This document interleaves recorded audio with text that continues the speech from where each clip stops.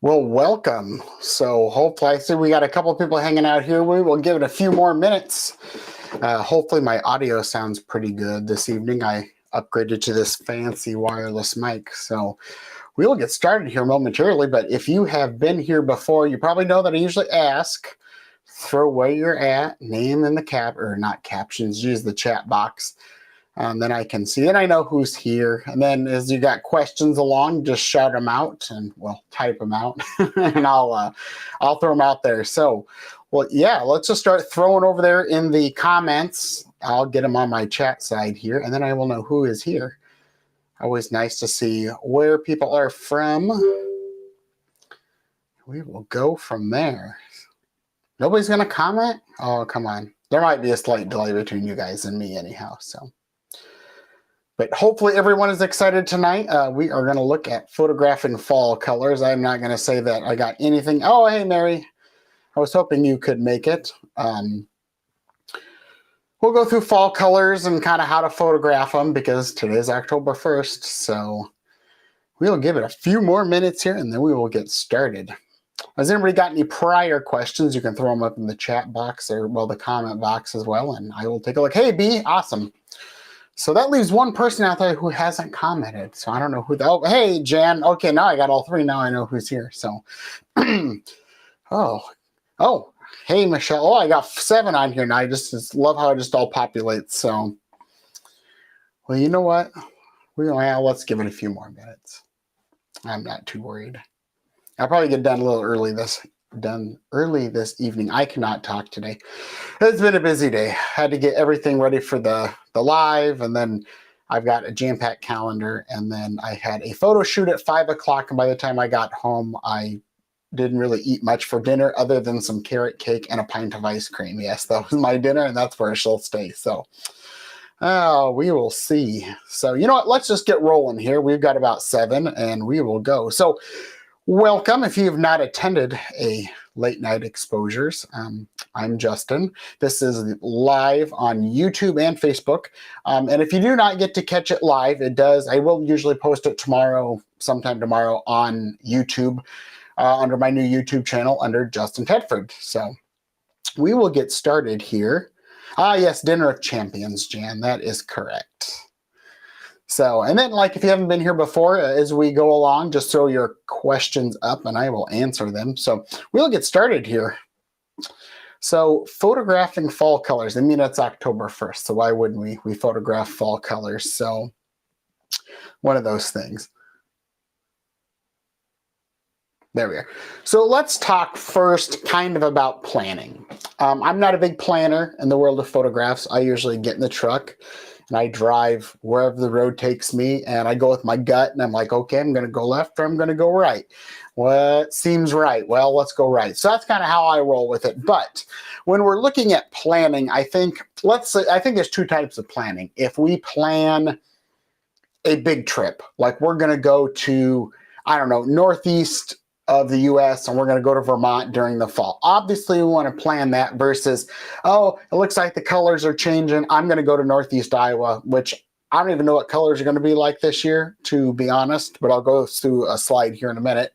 But I think October 15th, I'm just going to head to Northeast Iowa. One thing, it's like I know, starts to the top, goes to the bottom in the state. So, there's 2 types of planning. Whether if you're going to go to that Vermont and, New Hampshire, that area, that you're going to want to plan. You're going to obviously find out where you're staying, but where you're going to photograph, and what you're going to photograph, because there's nothing like going up there and driving around, and not that you wouldn't find anything up there this time of year, but it's more planned out. It's more of that list. I've got this plan and that plan, to where if I'm just totally getting in the truck and just driving locally 100 miles or less, that's not really much of a plan for me. But while I'm trying to figure out location, I'm also looking at gear. What am I going to take? And I'll go through gear a little bit more here in a minute, which, to be honest, is not like any. I don't think anybody's going to have any just like mind exploding, aha moments this evening, but you might. But gear is gear. But I have a basic kit. I've talked about this before. You've taken some of my classes, or I think I may have talked about it on one of the early lives. But I have a basic kit. I got 3 lenses and 2 cameras I take and the tripod. That's my basic kit. 17 to 40, 2.8 to f4 Tamron 24 to 70, 2.8, and the 70 to 200, 2.8 Tamron. That's my basic kit. I have a macro, I have a 50 millimeter, but those kind of stay back. It depends what I'm doing. I have to plan to take those lenses normally, not always. If I'm just in the truck most of the time, I'm not hiking, I'm not going anywhere, I'll take the whole case, the whole kit, as I call it. And then, as I'm also planning, it's more beyond the gear of lenses, cameras. Now I have the Nikon Z6 II, which has been a workhorse for me so far. That's what I stream on every Friday night. That's what gives me my wonderful quality that I've been so happy with. But it's giving me great quality images for photographs too. I will take that over the D850, use the 24 to 70 f4.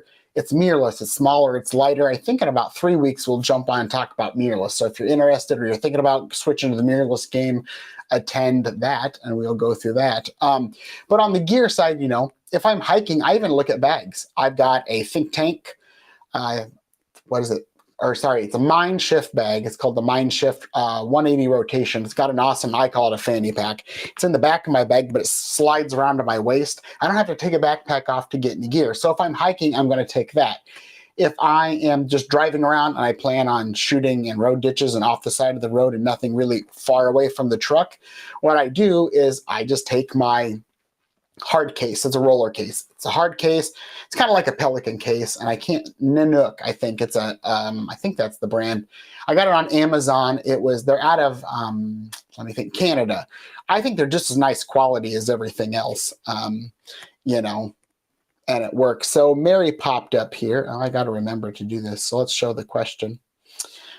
With so many trees being gone since the Drake Show, where do you suggest going that's fairly close? I know many like Palisades, but I feel many of those are yellow, which I'm not a fan of. I prefer the multicolored ones. I would say for me, locally, it's Northeast Iowa. It's within 2 hours. They usually, it's pretty cool. You'll see some of the images. It's probably the best place I like. That's the problem with the Drake Show. We lost so many trees around here. I was out to Morgan Creek this evening doing a session with a couple for fall, and things were starting to turn colors there, but it was a little, what do I want to say? Not so vibrant, but we're still pretty early into fall. So let's just jump back into gear. We talked about gear. Let's talk about resources. We'll talk about resources here next or soon. There we are. So, like I said, resources. Yes, Pikes Peak State Park is awesome. Yes, Jana's correct. That is an awesome place. So let's talk about resources. So I've got 3 pictures here. One obviously is some type of map as a resource, to be honest. Whether as you're planning your trip on where you go, I do a lot of, as I go throughout the year, I might think there might be a cool area that's interesting in fall, or I might find, I found a tractor with a wagon under a tree, but I don't know if that tree is going to change color. And that will be interesting to see. I'll have to go back. It's like less than 10-minute drive from the house. So that's going to be pretty cool.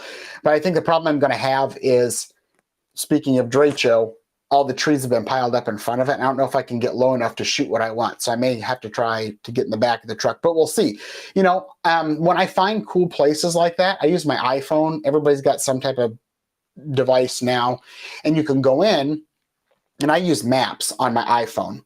And I can go up on a place, I use my GPS, I tag it, I'll put, cool tractor under tree might be great in fall, type some notes. Then I can go later, if I don't know what to photograph, I can say, okay, I remember kind of that area. I click it, I'm like, that's that tree, the barn, I'm probably going to remember it or whatever it is.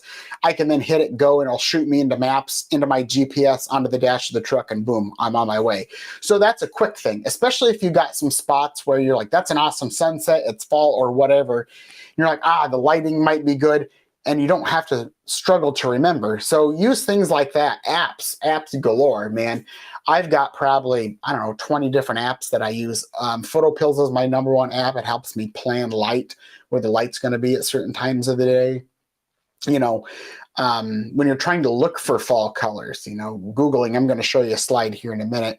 But, there's maps that will show you where the fall colors are all across the US, and they'll go by varying colors, and they'll give you ideas of peak color, or when they're going to hit peak color, or when things are starting. But I think your best resource of finding where color will be, or the best places, is like tonight.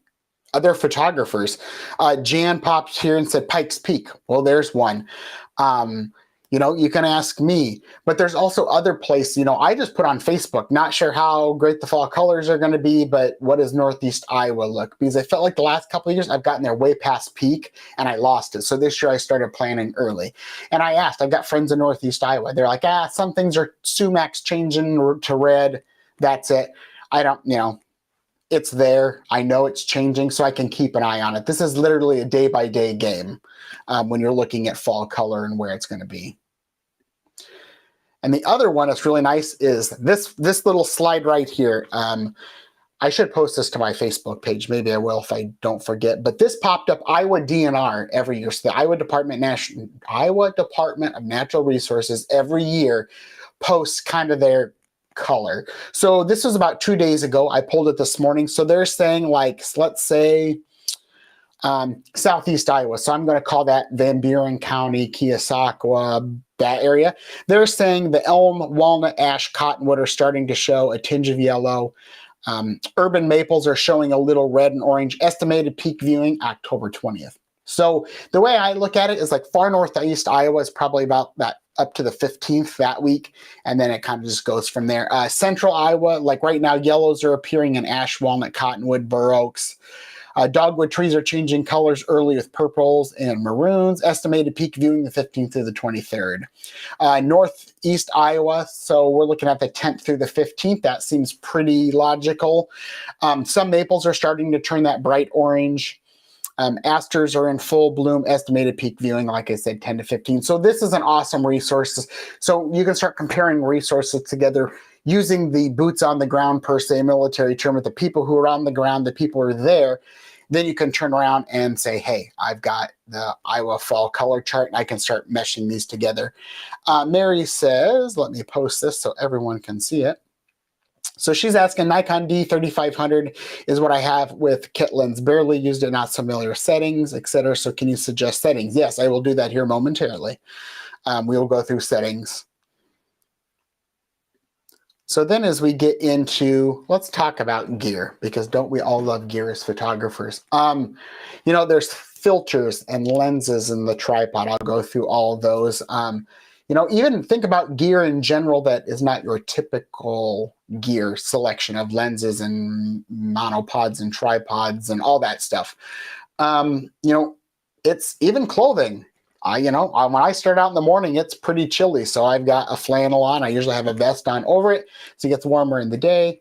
I can shed layers. I always have long sleeves on, long sleeve pants if I'm out in the grass and I don't get all itchy. And I got a pair of hiking boots on.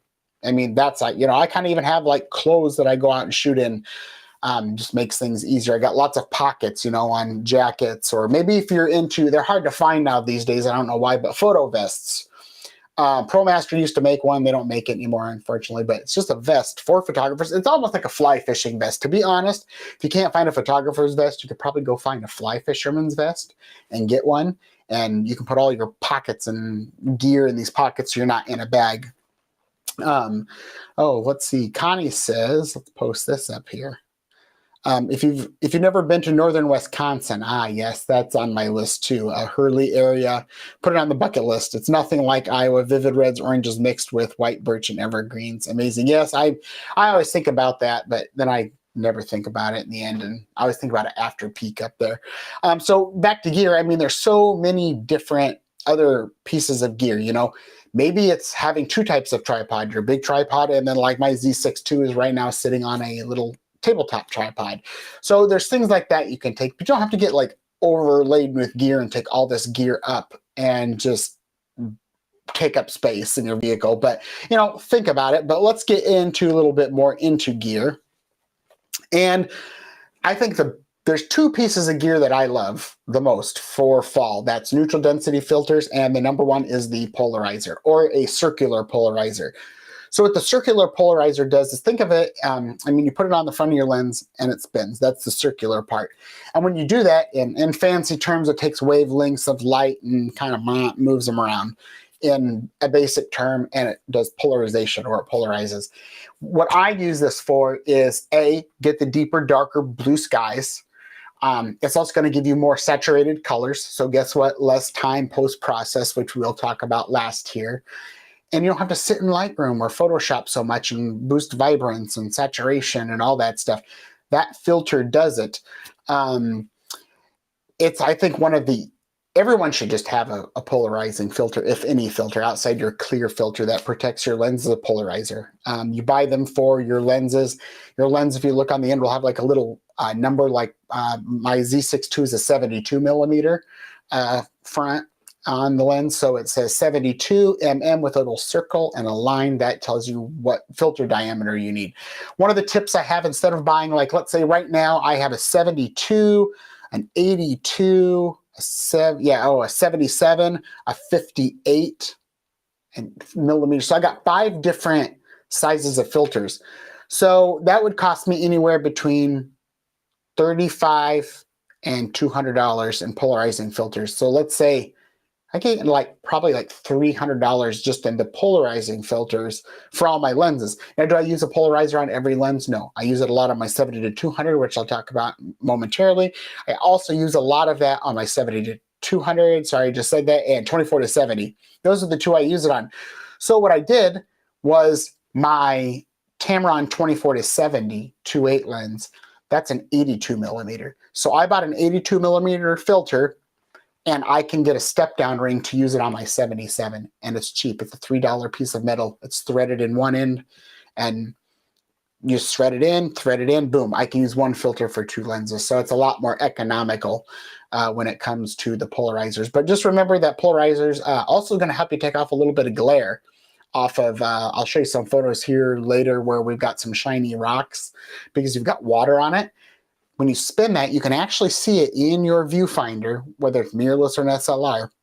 When you spin that, you're going to see the colors get darker. You're going to see the glare off the water disappear and off the rocks. So if you've ever been to a place and you're like, how do you see through the water almost? Outside of having crystal clear water, there's like, you always see a glare. It's a polarizer. It takes it off every time. So then as we get more into, let me jump back to the neutral density filter. I don't know why I didn't do a slide on that, but don't much matter at this point. Is a neutral density, think of it as welder's glass, like a welder's mask, so they don't burn their eyeballs out of their head while they're welding. That's what a neutral density does. And in the photographic world, it blocks light. So you can do a slow shutter speeds. Slow shutter speeds, say several seconds or even minutes long. And what it's going to do is it's going to help you blur motion. So let's say you got water. I like to use it. You got nice colorful leaves that have fallen on the rock. They're nice and wet, so they are more poppy in color. And then, but you got that, you want to slow the shutter speed down. But sometimes what happens is we tend to overexpose it where we get it too bright. We lose all the detail. We lose all the color. It gets washed out. So what do? We can slap that neutral density on there, and it allows us to slow the shutter speed down without taking those overexposing issues that we run into. So it's one of those things. Those would be 2 that I use probably the most in fall color. So now let's talk about lenses. I don't like to say that there's any particular lens that works. I talk about this all the time. I call it the photographer's toolbox. I just got done teaching intermediate landscape photography for Paul's Photo and the Creative Photo Academy out in Torrance. This week. Last week was Tuesday was my last class. It was a 4-week course where we talk everything landscape photography. And the one big thing is we talk about purpose and use of lens. And I hate it when people say, okay, if you're shooting landscapes, you need to have all wide angle lenses. Don't worry about a medium range lens or a telephoto. That's a bunch of horse hockey, in my opinion. I do not care.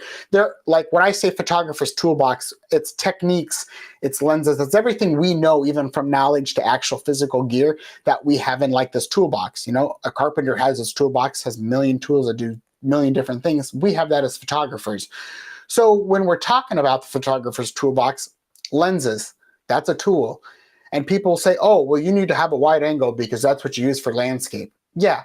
Can you use a hammer to drive a screw? You probably could if you tried hard enough, but guess what? It's not the best tool for the job. That's why if you're use a screwdriver versus the hammer. Now, can I use a screwdriver for a nail? It's not going to work or whatever.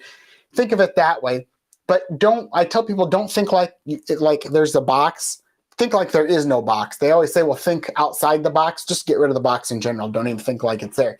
So I think that hurts creativity. It's like, oh, so-and-so said on YouTube that I need to worry about all wide angle lenses and don't forget me. You know, don't worry about other lenses for whatever we're doing. Nah, I don't like that. So I talk about 3 types of landscapes that lenses can give you in intermediate landscape. And one is the wide angle lens. That's giving this really wide view. We've all seen that. It's going to do one thing for us. It's going to give us what we call the grand scenic landscape. So it's going to give you that grand image, the big sky in the foreground and the middle ground, background, thing like that. So you can see the whole image.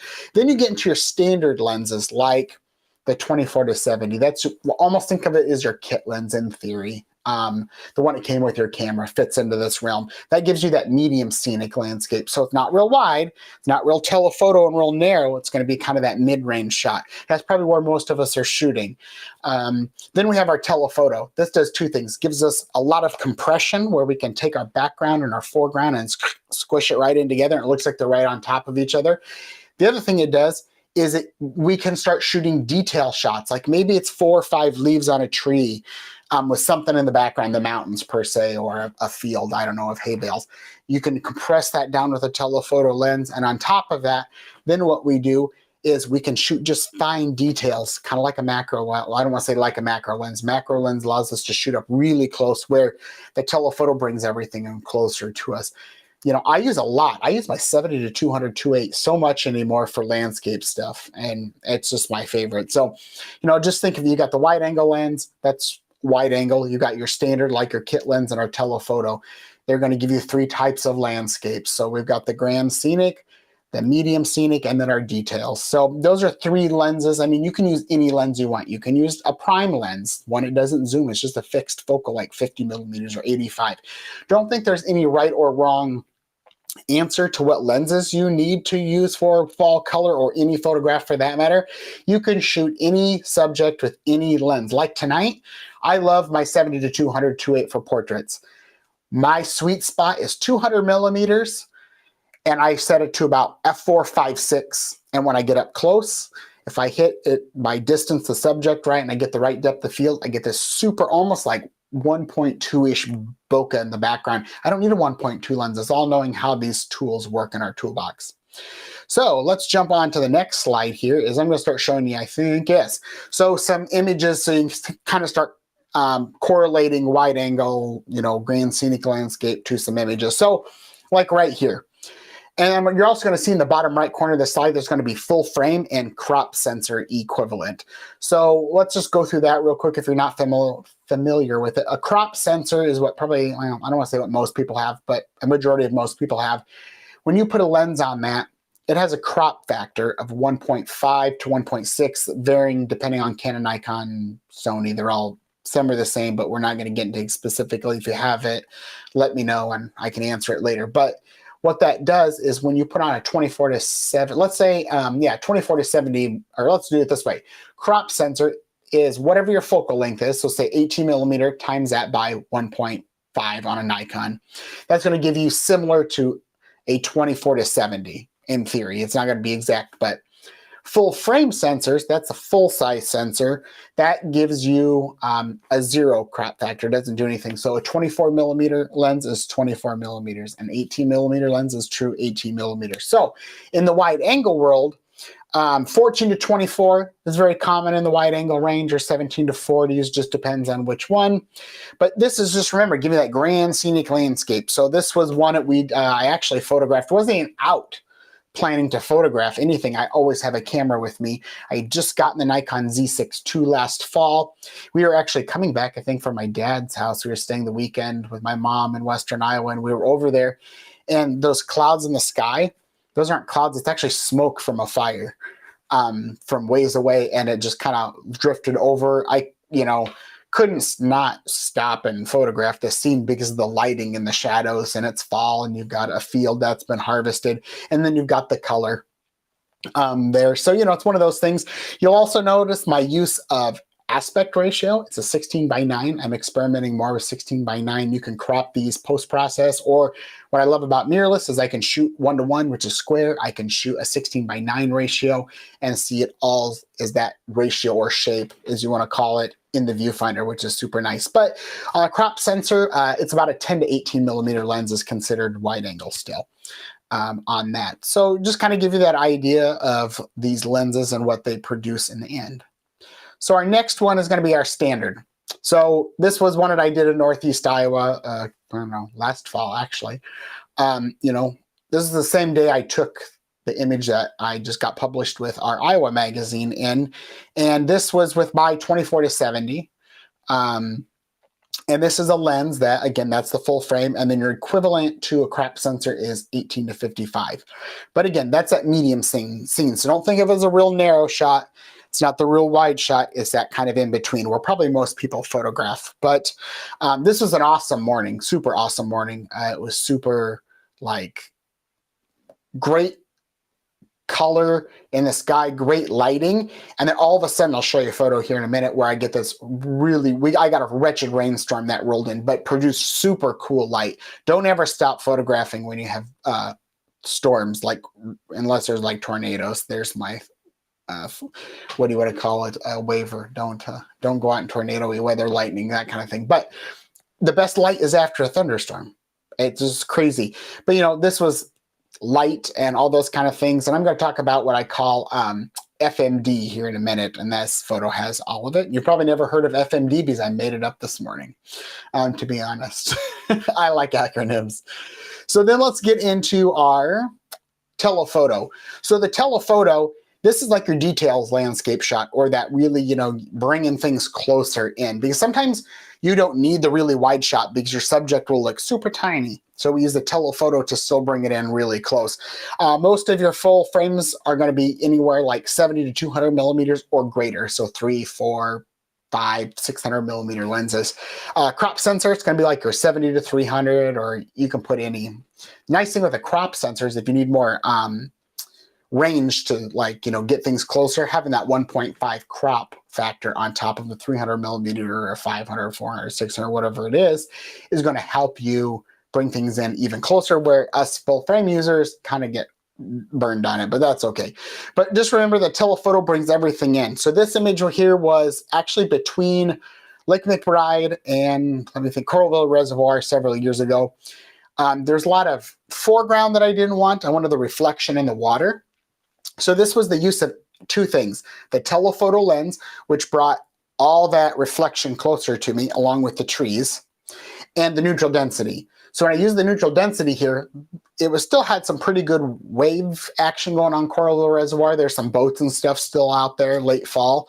And what happened is that water movement turned it in almost like to a glass sheet. So I got much clearer, nicer fog reflections. So that's the use of two things. You can even use polarized or neutral densities together if you want, but I won't go there quite yet. Mary says, let's pop hers up there. Is crop sensor. I thought you said crop sensor earlier. I didn't know what a crop sensor is, but it's all good. Okay, well, I'm glad. So now that we get into our next slide here, we have our telephoto. Whoops, let me go back. So the other thing is you can also use a telephoto lens, like I said, to bring in a detail shot. So instead of shooting that whole crispy, crunchy cornfield, still one of my favorite fall shots of getting that little ear of corn in there, a little pop of color. And it's, you can even be close to your subject still and zoom in. So the telephoto is going to work great for that as well.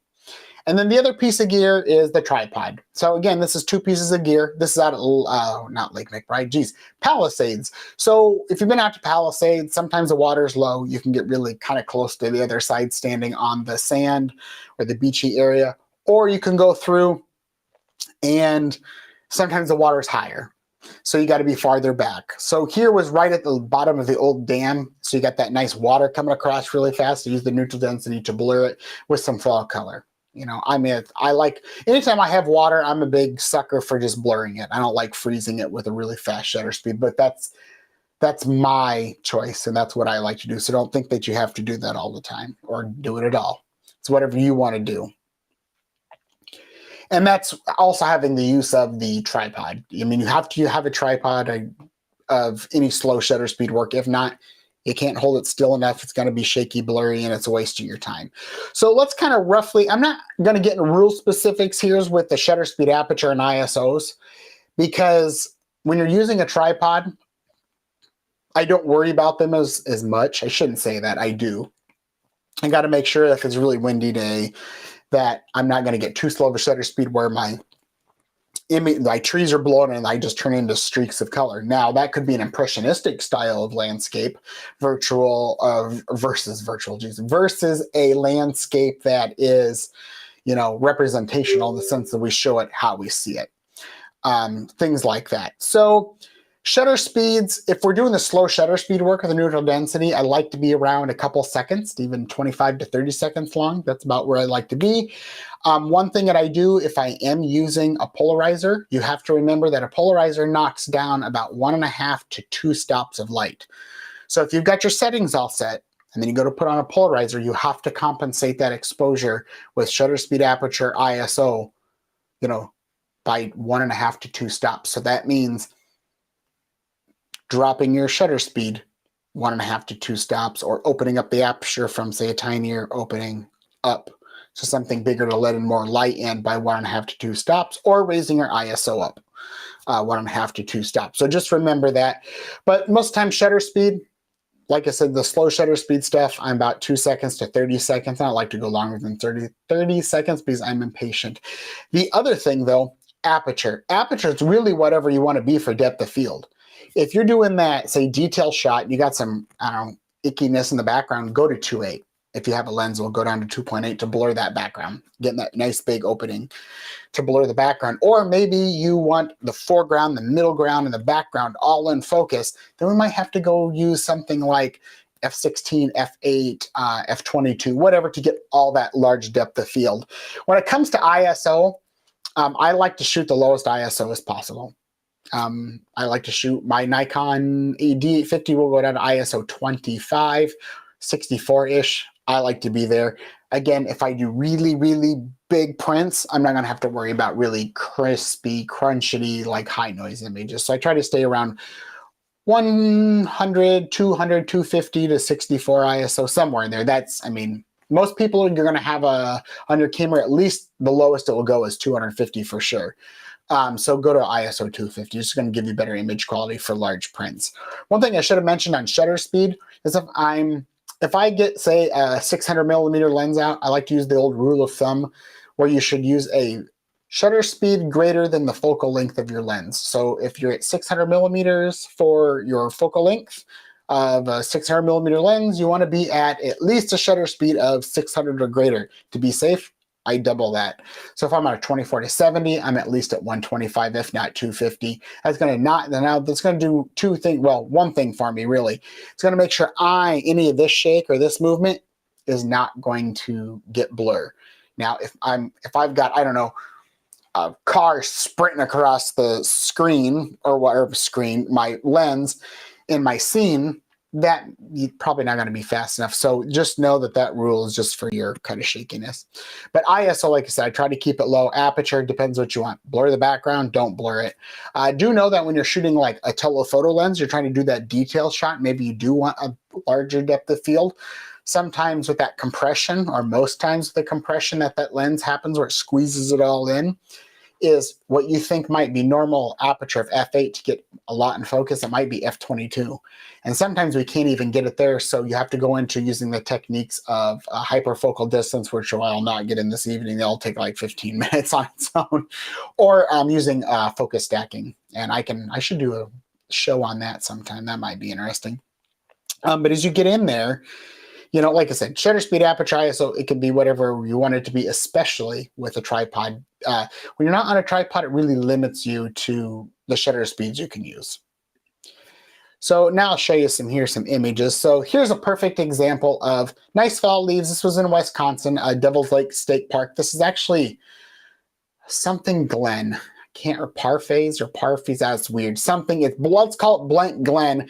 If you Google Devil's Lake State Park up in Wisconsin, it's really close to there. There's literally like a latrine, that's what we'll call it. It's not a bathroom, it's not a flushable toilet. It's like 5 parking spots in the lot. And you kind of go into the woods and it's a stream that runs down. And with this, I used 2 things. I used a neutral density, which really, used one. I used the polarizer. The polarizer knocked enough light out because we were in the shade that part of the day. That's why we went there, is we'd be mostly shade.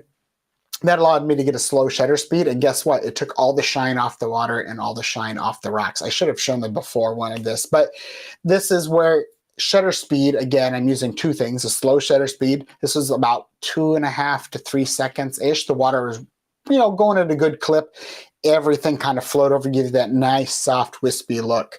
That's a slow shutter speed that I'm using with fall color. Come on, there we are. So let's talk about aperture, images with aperture. This is also Devil's Lake, Wisconsin. Devil's Lake State Park in Wisconsin. Do know that place is super packed. You got to get up there early, like literally before the sun rises, and do know that you have to pay to get into all Wisconsin state parks. That's probably why they're so nice. To be honest, I wish Iowa would charge to get into state parks. We'd probably have a little nicer parks. Not that they're horrible, but aperture though. This, if you looked at this in a larger print, everything from that leaves on the ground all the way to that far back of those trees is in focus. That was an aperture of f16, so very tiny opening. This was a slow shutter speed because when I had this tiny little pinpoint hole of f16, yeah, it gives me everything in focus. I had to be on a tripod because this was about a half a second long exposure. You're also going to notice another thing. That sun in that top left-hand corner, as I see it, is a starburst. Anytime you have an aperture of about f16 or greater, you can get that star effect on any pinpoint of light. It's in the image. So if you're doing night photography, all your street lights will give you the little star effect, or the sun coming through the trees will give you that effect as well. So then as we get into, come on, next slide, let's talk about composition. So composition is anything, don't think of focal point as like the focal point in your where you're focusing at, and then that's like having something that's the main focal point. Think it as AKA subject. So focal point equals subject. It's the first thing your eye is going to be drawn to, whether that's with the use of color or contrast or texture or something, but it's going to draw you into it so that viewer automatically knows what you're looking at. That's one tip that I tell everybody in intermediate landscape is you've got to have a compelling subject. It could be a leaf, it could be color, it could be a person, it could be whatever. But just have that focal point of that really strong thing that draws your eyes in. And then you've got lighting. Lighting is key. Whether it's side light, front light, backlight, flat light, harsh light, it's all what you want to compel in a story. Because even as you always hear that people say, oh, we got to tell a story with portraits. You got to tell a story with landscapes too. Where I talked about too is that grand scenic and the detail shot and the medium scenic shot. All those combined can tell a story, because sometimes one image is not enough to tell the entire story. So that focal point, that punchy subject, then lighting, all that plays in there. So my favorite type of light to shoot in is probably usually early morning. I prefer to have what we call backlight, is where my main light source is behind my colors, whether it's fall, like in fall, my leaves, because what happens is the leaves are translucent. And when you backlight it, think of lighting, when I say backlight, is your light is behind it. It's shooting that light through the leaves, and when that happens, everything just pops. This light here on the right of me, that's kind of side lighting. You got a dark side and a bright side. Think of it, side lights coming across. I think that sometimes is a little bit flatter. This is kind of more of a 45-degree angle from me, but a true side light would come right in here. The other thing is front light. I love front light. That's usually where the light source is going to be behind me, lighting up my subject from the front. So that's going to give me really nice pop of color as well. Oh, the other thing I should have mentioned with polarizing filters is they work best when they are 90 degrees to the sun. So then let's talk about that thing I made up today called FMB. We'll talk about that here in a minute. So when we're looking at that focal point, so here was one, if you've ever been up to, let me think, why can't I think of Guttenberg? Right before you go down in Guttenberg, it's the curvy hill. There's a little place, the lady sells honey, and it's a pull-off. This is where I shot this image several years ago. So I do have a focal point there of my barge coming down the river. Is it a nice image without the barge? Yes, but it just adds a compelling or interesting subject. I hope when you look at it, the first thing you notice is the barge, and then after that, you explore the image and look at color. But again, you guys have that compelling kind of image right there, that something focal point that's going to draw you in. Then our next one is going to be where let's talk about focal points some more, is these two images here. So the one on the left was the Luss Hills. If you can ever get to the Luss Hills, that's where I grew up. It's my old stomping grounds. It's where I started taking lots of rolls of film at images. This is the Luss Hills, and you've got that focal point right there. It's that tree of color. This I had to use a telephoto lens on. I had two things here. I literally had to shoot between two trees, and I didn't want any of these trees to get into the image. So I had to use a telephoto. Well, one, I was at 200 millimeters. I was up against a barbed wire fence. I could not go beyond that fence because it's private property, and I do not condone trespassing for photos. It makes everybody look bad in the end. So I had to stop there, but guess what? That little things were sticking in the branches. Still too much to the point where could I Photoshop it out? Yes. But what else could I do? I used aspect ratio. So I decided to shoot it square and compose for a square image. When I did that, boom, everything that was causing me problems was gone. So then sometimes having that compelling subject or that focal point, sometimes a little interesting. So this was when we were out, actually went to like some flea market out in the country, and we were driving back north of Brandon, and I saw this wonderful, it was kind of like at the end of the year, really, or end of fall. And there's this little pop of color right up over the ridge. And, I thought it was kind of interesting with the nice streaky clouds there. So it's, again, I shot it square, used a different aspect ratio. I think having a nice focal point and kind of a compelling image as well is one of those that is shot differently. Something different. I think we also used to seeing fall color as bright poppy colors, a whole plethora of trees and mountains or fields or whatever with hay bales. Find something a little bit different. So then as we get into, lighting. So here's a great example of lighting. This is the one I did where behind me it was early morning. So this was backlit, or sorry, not backlit, front lit. Light was behind me, lighting up my subject, the front of the subject. But that dark gray, contrasty dark sky, that was the storm that was coming across the valleys. So I got this like kind of really nice golden light from an early morning sunset with that early morning thunderstorm rolling through where they just met. I actually have some images where they're kind of like together, like you've got rain over here and this nice light over here.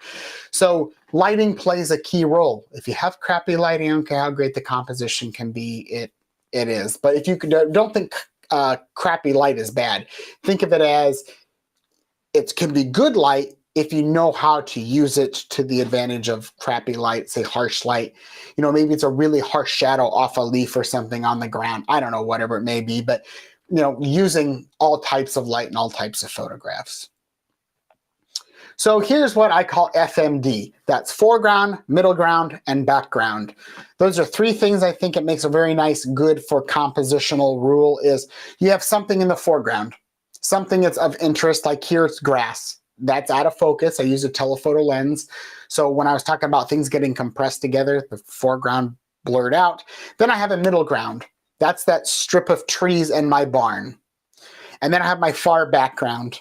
That's that kind of that, what do I call it, hazy off in the distance. So FMD, foreground, middle ground, background. Now, do you have to have this in every image? No. But this is another way you can put something interesting in the front. Maybe it's a fence. The middle ground might say have the field and some hay bales, and then the background might have the barn and trees and fall color, whatever it may be. But just remember FMD, foreground, middle ground, and background. Sorry, FMB. I said FMD. So foreground, middle ground, and background. Those are three things you can do to just simply just up your ante in the game. So then, again, another image of foreground, middle ground, and background is, this is literally the image that I previously shot to that one of lighting where we had the dark gray skies and then that golden light on the front of my fence. I shot this literally was behind me, and then I turned around, the fence was behind me later. So this is at the same time. So this, I have that foreground. So I've got that nice grass. The middle ground is kind of that, kind of almost S shape of tree kind of flowing through the image with that little overlapping of that little rolling hill. That's what I love about Northeast Iowa. And then you got the background, the sky and the trees back there. So, I think it just adds layers. Anytime we have layers to an image, it creates nice backgrounds. or sorry, not pie backgrounds, nice images. It's, it gives some depth to your image. So just remember FMB. So just again, basic composition rules. Let's talk about the image in the top left there. That's kind of like almost like leading lines, that one and the tree there, or the tree. Geez, I am not on my A game tonight. The curvy road, both of those. Those curvy roads both take you into the image as a viewer. You sit there and it pulls you right in. Now, that can take you to the subject or at least take you into the frame and make you look deeper into the photograph.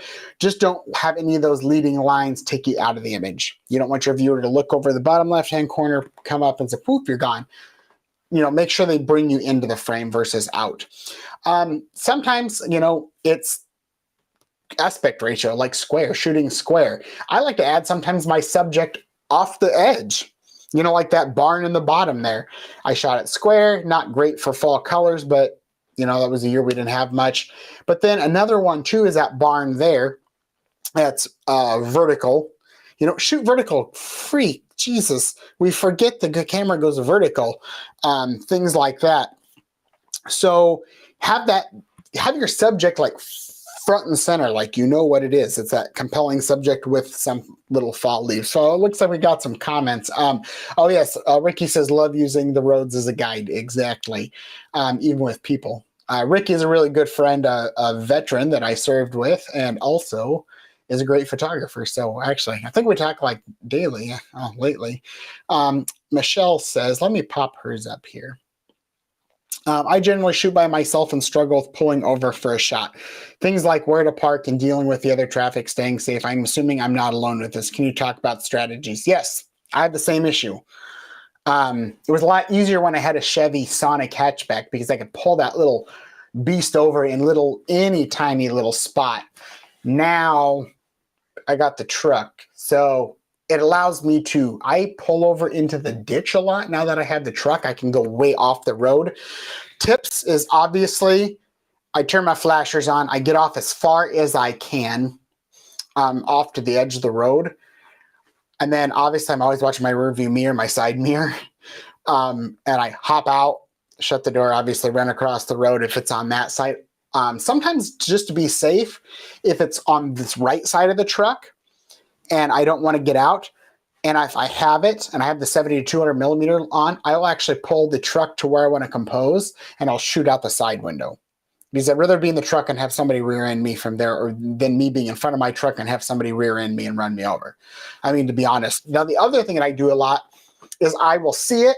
I don't brake. I hate it when people brake, because then accidents happen, but I will shoot on past it. I will find a place to turn around. And then as I come back, I'll try to find a pullover, like a gravel road that I can get off on, or a really wide shoulder area. And what I will do is I will park and then walk. I'll walk the edge of the road, or I'll walk down in the road ditch just to stay away from people, because people gawk and then they look at what you're doing and then they run into things. Yes, Jan says she's done lots of shooting out of the car window. I actually do too, to be honest, because I will tell you what's weird is I will envision a shot. I will see a shot while I'm driving, and I get out of the truck, which is 2 feet down for me. And I'm like looking, I'm like, I don't know, that shot doesn't look any good. No, because I saw the photograph 2 feet higher in the truck. So I'm like, oh, so then, or what I do a lot is I now open the truck door now that I have running boards, and I stand on the running board. And I'll shoot up over the roof of the truck, or I'll actually stand up about 3 inches above the running board in the truck itself with the door open and shoot up over the roof. Things like that. Oh, Corey put on Travel Wisconsin Fall Color Report. Love that. Thank you. So I've had to go to Wisconsin several years in a row. But back to composition now. Just use basic rules of composition. Any of those leading lines, texture, patterns. Remember, shoot vertical. Combine multiple things. Maybe it's a leading lines with a vertical shot in an aspect ratio of square with the telephoto lens. There's 5. Whatever. Something to just try to be different. Things. So now as we kind of wrap up here, as we're getting close anyhow, is let's talk about post-processing. So you can post-process and whatever you want. I don't care. I use Lightroom 99.9% of the time. I'm a 1% of the time Photoshop user. That's fine. If you use all Lightroom, great. If you use all Photoshop, great. It's whatever works for you. Maybe use 50-50, whatever the ratio may be. Is when you get into like Lightroom, you don't have to really get crazy, or Photoshop. Use the basic panel. Now, basic panel is highlights, shadows, exposure. Use them do them globally. When I say global adjustment, that means you're taking the highlights down in Lightroom, and it's globally, it's affecting the whole image. Maybe start doing it not globally, maybe doing it in real specific spots of maybe just the trees, the highlights, or mask, things like that. But just use the basic panel, really. Vibrant, saturation, things like that. Highlights, shadows, whites, blacks, all that kind of stuff. Next week, we will go through some Lightroom stuff. So then you got vibrance versus saturation.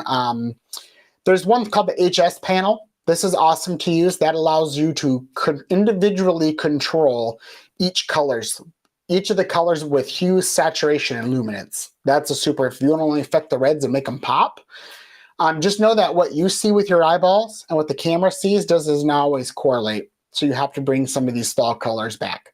So you're going to have to use saturation and hues, saturation, luminance, hue, all that kind of stuff. HSL panel is pretty cool.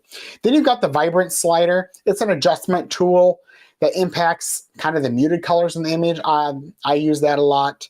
Then the next one is saturation slider. You got to be careful with saturation, very careful, very, very careful. If you get too much saturation, it gets blotchy and it kind of fills your details in with blotchy color. Some people say don't use the vibrance slider at all, don't use the saturation at all, do the HSL panel. Use that one. Use whatever you want. Find a process that works for you and stick with it. But all three of those in some way will help you make your colors pop with even using a little bit of contrast in Lightroom or Photoshop. But no, those are three ways you can make the colors boost outside of the use of a circular polarizer. So as we wrap up here this evening, I got three things. So next week, upcoming live is going to be 5 Lightroom tips.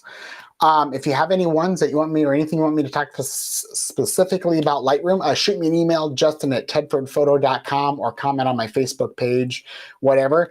But, Ricky was going to say, use the sampling tool. Yes, that is another way. Ricky says, I keep a mini tripod in my bag when I need to shoot off the top of my Jeep. That is a good tip as well. Or like my tripod, got the little rubber feet. I can go really low with it if I want. And Ricky said, I was about to say lately I have been using Vibrance Bar a lot. Yep. So if you don't already know, I'm relaunching. I did a podcast a couple of years ago and I didn't plan it very well. It was called Shutter Talk. It's now defunct. I haven't done anything with it. But I've got 2 episodes dropping for my newest podcast. I'm going to be the first, what do I want to say? First person, I'm going to talk about where it all began, why I'm doing the podcast, why I'm a photographer, how I started photography, where I've learned everything that I've learned. So I'm going to do an episode that drops Monday, October 3rd.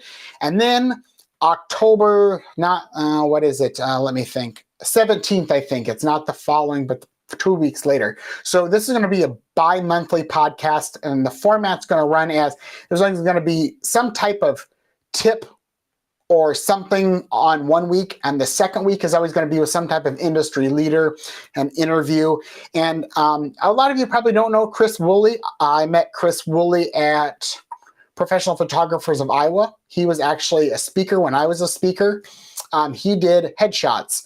So if you're interested in learning a little bit about doing headshots and some tips and tricks, we did an episode, when was that? Thursday night, on secrets to high impact headshots. So Chris is a super wonderful guy. He's out of Spokane, Washington, does a lot of pinup photography, commercial work, headshots. He's like a guru of headshots, man. So I'll have that interview posted in 2 places. It'll actually be in audio format on just about everywhere. you can get a podcast. It's also going to be on the website. That's one thing I have differently with this podcast versus my old one. I have a dedicated site. I will post these on there's a Facebook page called The Next Shot Podcast, or Next Shot, The Next Shot. Go out, like it. I'll post it there. I'll post it out to YouTube because I recorded it live, actually in Restream here. So him and I, you can actually see Chris, and we have the discussion on high impact headshots. And then it's also going to be on Apple iTunes or Apple Podcasts. Jesus, that's the new term. So it's going to be in 3 different spots. So I'll have it posted all over. I even posted on my website, tedfordphoto.com. So right now I've got Chris on the 17th, myself on the 3rd. That was a long-winded answer, I'm sorry, but that's the big cool things that I'm up to on those. Jan says, I won't be able to make the next 3. I'm heading to New England. Oh, well, that's going to stink, but they will all be to YouTube, Jan, so you can watch them. And then if you ever have questions after it, if you're watching this, that's the other thing I want to mention. If you are watching this after the fact and wasn't live and you're finding it on YouTube, go to YouTube, put in the comments, and type it in rerun or something, so I know you watched it after. I'm just curious to see how many are live versus running.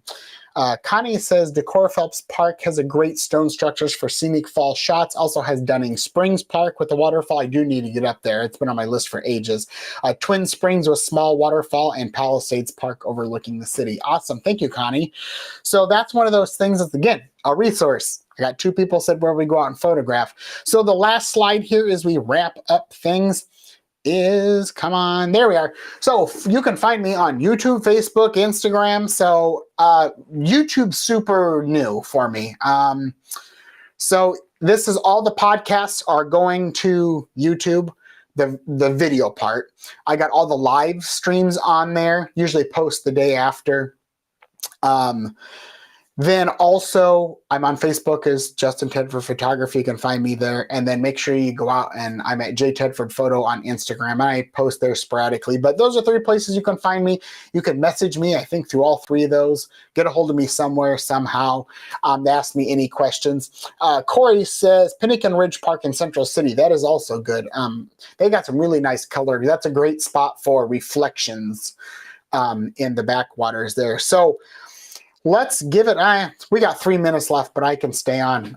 Nobody is here. It's just me, myself, and I this evening, but at the house. So if you I'll give it 5 or 10 minutes if anybody wants to throw up a few questions on anything photographically related or anything in the sense of fall color. So let's roll. We will see. Oh, and the other thing too is, as you see these lives post on Facebook, please share them. Or if you find it on my face or my YouTube page or Facebook, share it with your other photographer friends. It always helps things kind of get things rolling. I think we had about 14 people, 10 on average tonight. So that was great. So like I said, I'll keep doing these as people keep showing up. And the other thing too is if you guys got ideas and you're like, I have no clue about XYZ, shoot me a message and say, hey, do a live on XYZ or do a podcast. I mean, I've got a plethora. I've probably got a year's worth of tips, tricks, kind of topics to talk about on the podcast and probably YouTube. I'm hoping this winter, when things kind of get slow for me because I'm not shooting as much, is I'll start maybe posting some actual YouTube videos that are instructional. So if you got ideas for those, let me know. As always, I like to cater to what you guys want, not because what I always think is super interesting, it's not always interesting. Jan says, thanks, Justin. Great info as usual. I like the idea of a session on photo stacking. I've never done that. I should talk a couple different ways. That might even be a good YouTube video. Because I could talk an hour about that. So if not, it's 1 minute to 9. So if there's no last minute questions, we are going to wrap this puppy up. And as usual, I'm super thankful for everybody who, I know everybody has a lot of busy schedules, and you guys spread the love to me every Saturday night and just come out here and show me some support, which is awesome. So I truly, truly do appreciate it. Oh, you're welcome, Corey. Yes, we do need to get some videos together, Ricky. Oh, you're welcome, Michelle. So always learn something new from you. I'm always learning something new from even you guys too. People bring things up. So you are welcome, Connie. So we are going to wrap up this live stream tonight. So again, thank you, thank you, thank you. I love it when you guys come out and show up. It helps, just gives me the motivation, the excitement to do it. So these will keep coming as long as people keep showing. So again, thank you very much. And you know, as I kind of have a tagline now, I shall always say, is just to get out and explore. So go out, explore, find what's out in the world, grab the camera, knock the dust off it, and do what you need to do. And if you have questions, let me know. Have a good evening, everybody.